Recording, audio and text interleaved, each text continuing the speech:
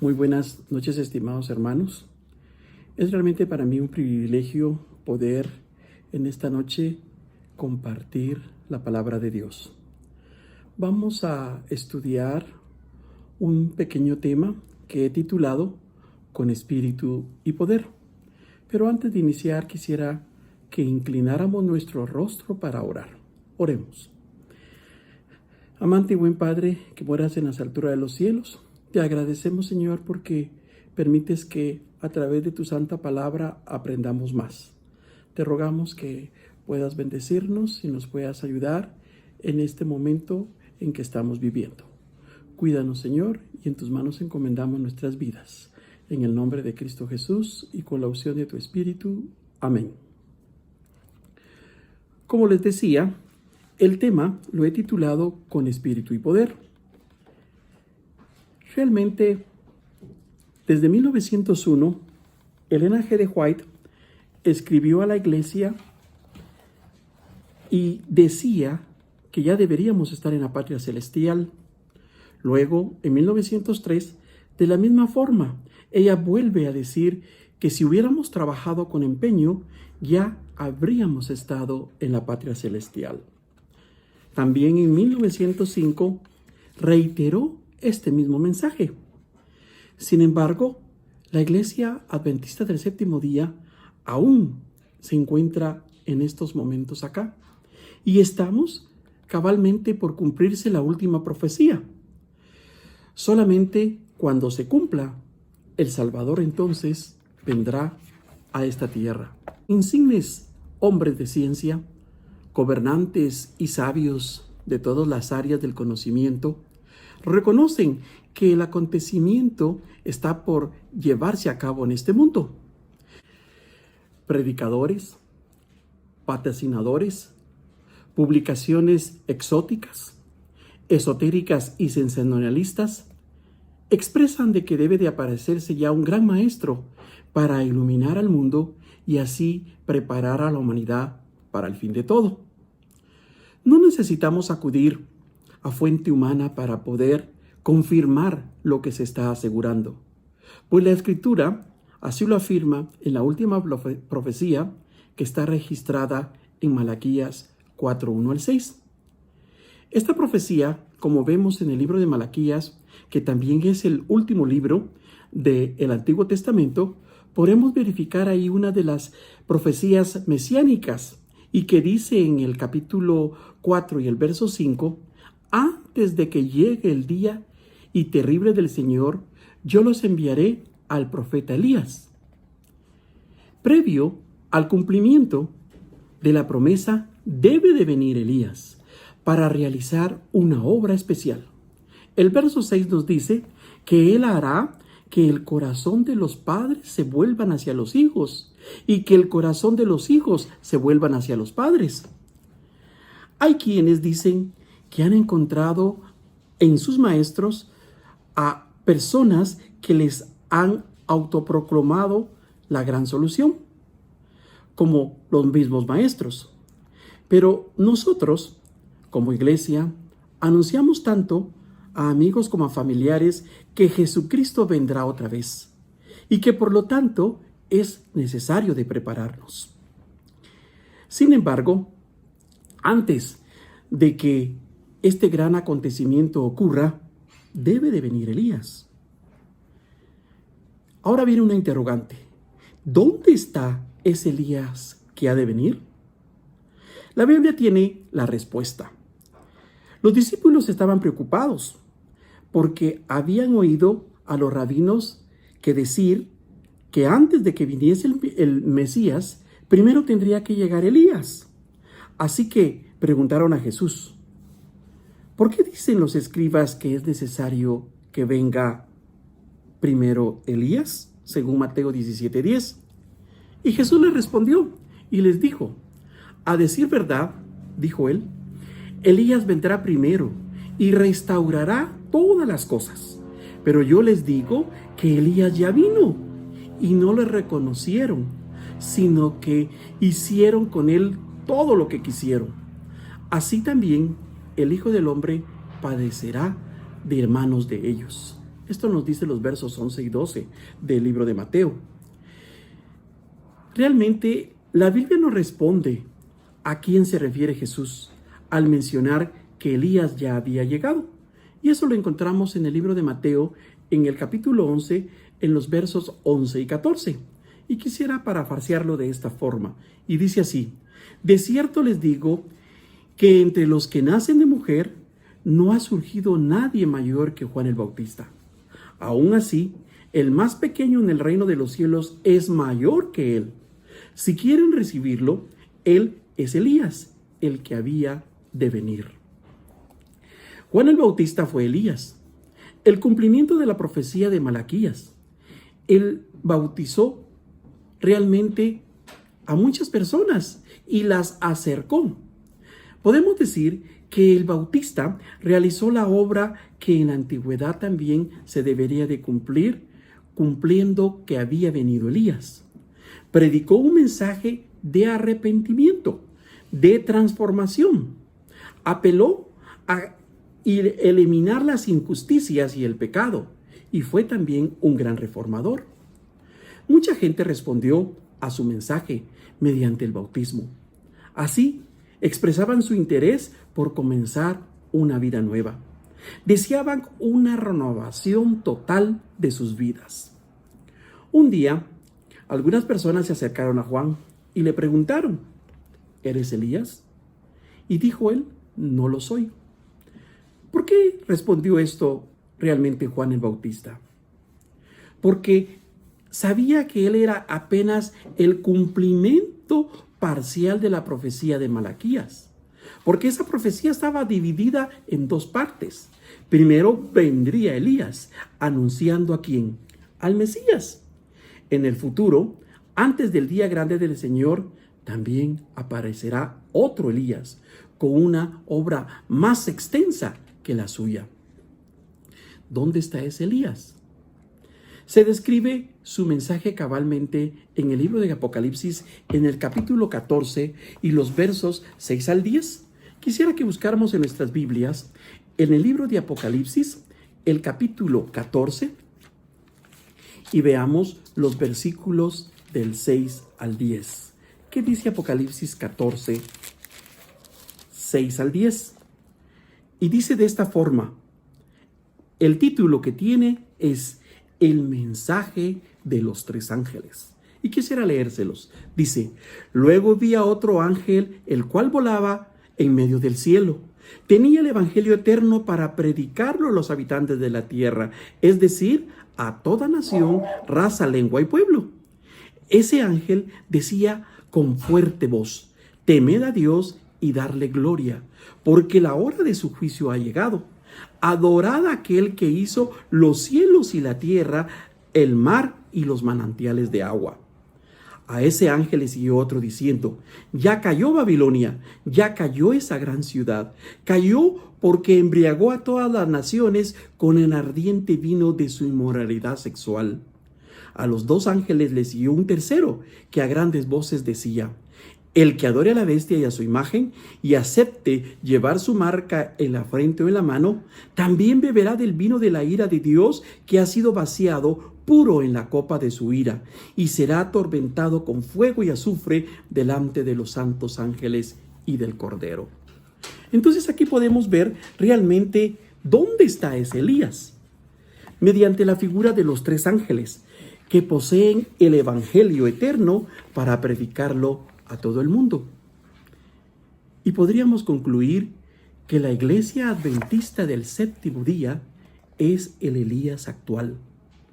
Todos los que formamos parte de este pueblo somos Elías. Y somos Elías porque tenemos que predicar y vivir antes del retorno del Salvador. Nosotros somos Elías, el gran maestro que el mundo espera, que los diarios y las publicaciones proclaman, y ellos deben de saberlo. Tenemos un mensaje maravilloso que sacará al mundo de la oscuridad. Cuando lo prediquemos, Jesús vendrá. Si nosotros somos Elías, que había de venir antes de nuestro Señor Jesús, ¿por qué el Salvador entonces no ha regresado? ¿Cuánto tiempo más esperaremos? Jesús no ha venido aún porque nos falta realizar la obra del antiguo Elías. Y quisiera tal vez en esta noche que miráramos cuál es la obra de Elías. Realmente, si vemos el ministerio de Juan el Bautista, se caracteriza realmente por el poder del Espíritu Santo. Así precedía al Mesías. Esta frase debe de fijarse en nuestra mente: el espíritu y el poder de Elías. Como iglesia, como el Elías actual, ¿poseemos nosotros el espíritu de poder de Elías? ¿En qué consiste esto?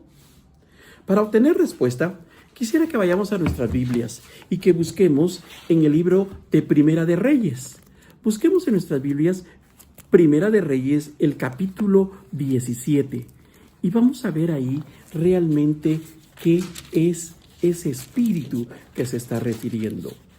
Primera de Reyes, capítulo 17, verso 1. Y dice de esta forma: Elías, un tibista que vivía en Galad, fue a decirle a Ahab: vive el Señor, Dios de Israel, en cuya presencia estoy en los años que vienen. No va a llover y ni siquiera va a caer rocío a menos que yo lo diga. Aquí vemos realmente cómo se está presentando Elías. Se está presentando, y como extraña esto el pueblo de Israel, que en primer lugar no había una llovizna. Ellos anhelaban un poco de agua durante esa sequía. Israel no tenía nada de agua. No había llovido desde hacía más de 3 años y medio. Dios mostró al pueblo que la ausencia de la lluvia no era un problema climático, sino que eran las consecuencias directas de su desobediencia, de haber quebrantado el pacto, de la idolatría, y era el resultado de que se habían alejado de sus caminos. ¿En qué consistieron entonces las cualidades de Elías? Y quisiera que las fuéramos enumerando. ¿Cuáles son esas cualidades que necesitamos nosotros como adventistas del séptimo día en este tiempo si queremos ser el Elías antes de que Jesús venga por segunda vez? Primero tenemos un espíritu de obediencia.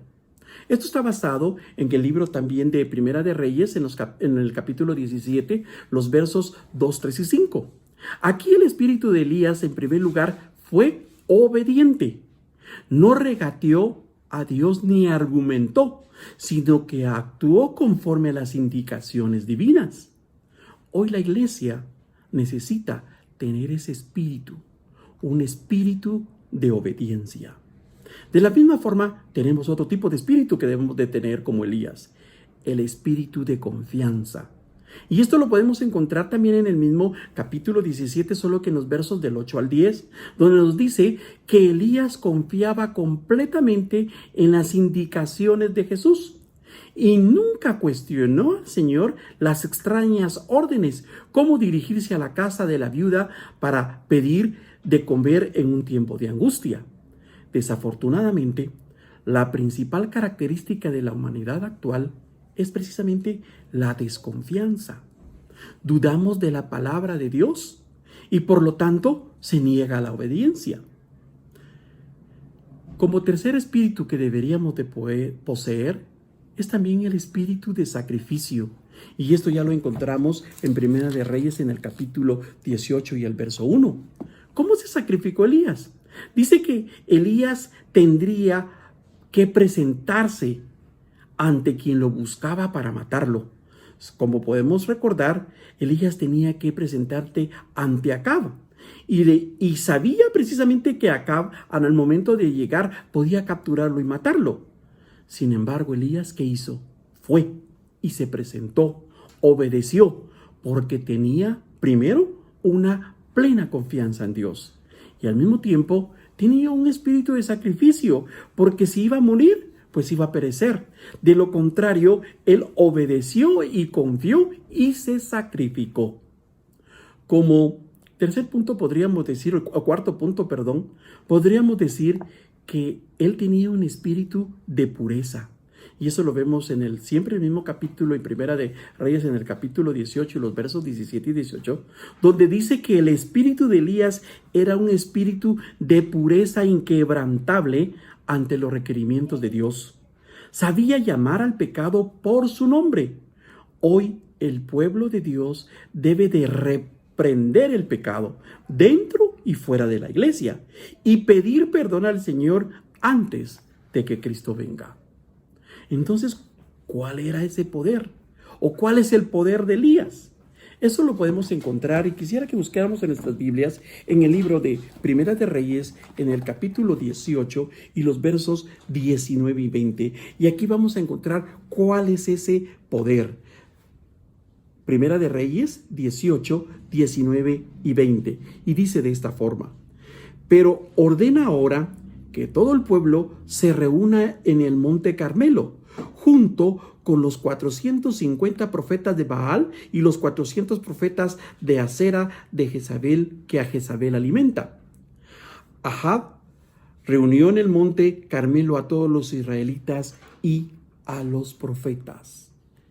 Y ahí vamos a ver realmente cómo fue que se demostró ese poder. En esa semana, antes de que Elías se presentara ante ellos, ¿qué pasó?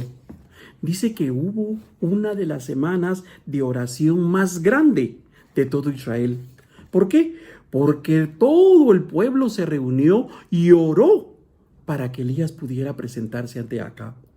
Elías inició por donde debe de empezar. Primero, ¿qué hizo? Hizo un reavivamiento, toda obra de cambio y de transformación. Las grandes preguntas que debemos ahora responder son las siguientes. ¿Hasta cuándo claudicaremos entre los pensamientos? ¿Hasta cuándo viviremos en pie en el mundo entre una cosa y la otra? ¿Hasta cuándo podremos dejar de ser tibios? El poder de Elías empezó con el reavivamiento y la reforma. Esa fue la clave esencial que hizo que Elías pudiera triunfar. Entonces, esa es ahora nuestra gran necesidad. Tiene que haber un reavivamiento, tiene que haber una reforma. Y en el versículo 30 resalta cabalmente el lugar en la manera de iniciar el cambio en la vida de las personas. El cambio debe de darse en lo profundo del corazón del individuo, en la relación personal con Dios. Ahí comienza el reavivamiento.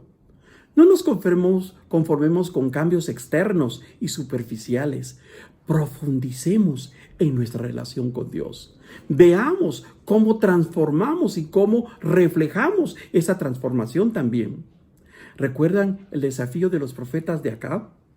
Pues hicieron el papel más ridículo de cualquier persona que es capaz. Ellos cantaron, saltaron, bailaron, se lastimaron, personas se lapidaron a sí mismos y derramaron su sangre pensando que Baal iba a escuchar y les respondería.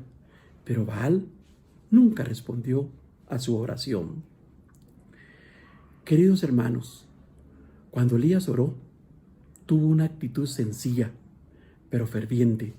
Y quiero que leamos lo que dice Primera de Reyes, siempre el capítulo 18, solo que ahora los versos 37 al 38, que dice así: Respóndeme, Señor, que tu pueblo reconozca que tú, Señor, eres Dios y que tú harás que su corazón se vuelva a ti. En ese momento cayó fuego de parte del Señor y consumió el toro que ahí se ofrecía, y la leña, las piedras y el polvo, y aún secó el agua que inundaba la zanja. Cuando todos vieron esto, se arrodillaron y exclamaron: El Señor es Dios, el Señor es Dios. Entonces Elías ordenó: capturen a los profetas, que no escape ninguno. Y el pueblo los capturó, y Elías los llevó al arroyo de Cisón, y allí les cortó la cabeza. Vemos realmente inmediatamente cuando cae el fuego del cielo y son consumidos estos profetas falsos. Entonces inmediatamente vemos la respuesta que Dios le dio a Elías. Indudablemente, mientras Elías estaba orando, la gente temía también que algo pudiera ocurrirles. Él oró y los 3 años y medio de sequía llegaron a su fin. ¡Qué tremendo poder se percibió de Elías! Nosotros hacemos largas oraciones y nada sucede. La razón es porque nos falta el poder y el espíritu de Elías. Y recordemos esas características que tenía realmente el espíritu de Elías. Dice que Elías era obediente, tenía confianza, se había sacrificado y tenía integridad y pureza. ¿Cuándo vendrá entonces Elías? Sencillamente, cuando su espíritu se manifieste en nuestras vidas y en toda la iglesia del mundo. Para honra y gloria de Dios, quiera Dios que nos reconciliemos con Él constantemente y asumamos esa responsabilidad de obediencia, de confianza y de sacrificio y sobre todo de pureza para poder terminar de proclamar este evangelio y poder decir: este es nuestro Dios al que hemos esperado. Amén.